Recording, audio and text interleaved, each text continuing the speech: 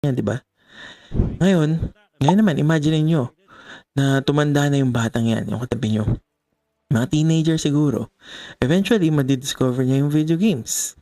Baka madiscover niya yung Minecraft. Mahihilig siya sa Roblox, ganun. Or mawiwili siya sa kakabaril sa Fortnite, di ba? O kaya ganun. O kaya baka i-expose mo siya sa mga RPG tulad ng Pokemon, God of War, ganyan. The Last of Us. Sa tingin nyo, yung batang yan, kapag tumanda na siya, tulad natin, 35 years old, sa tingin nyo, maglalaro pa rin kaya siya ng games? Malaking chance na oo, diba? Or kaya, kahit nga hindi video games ma-discover niya, baka ma-expose naman siya sa blackjack, poker, mahjong, pusoy dos, mga ganyan, diba?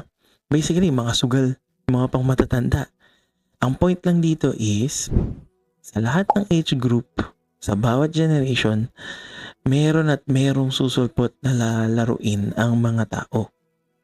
May expose at may expose ang mga tao sa laro. So, kung meron mang taong magsasabi sa'yo ng ang tanda mo na, naglalaro ka pa rin ng ganyan, huwag kang basta-basta magigilty.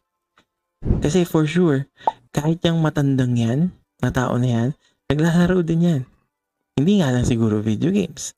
O kaya baka nga wala lang talaga siyang oras, ganun, na maglaro. Kasi baka 3 yung trabaho niya. Pero, for sure, oras na magkaroon ng apo yan, makikipaglaro at makikipaglaro yan sa apo niya. Ipapasa niya yung mga nilalaro nila dati.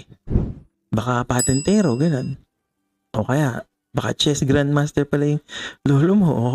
At tulad nga ng sinasabi natin sa video last week, basta walang nasasakripisyo na ibang bagay or ibang tao, basta hindi ka sumusobra, basta masasabi mo na, oh, free time ko na to.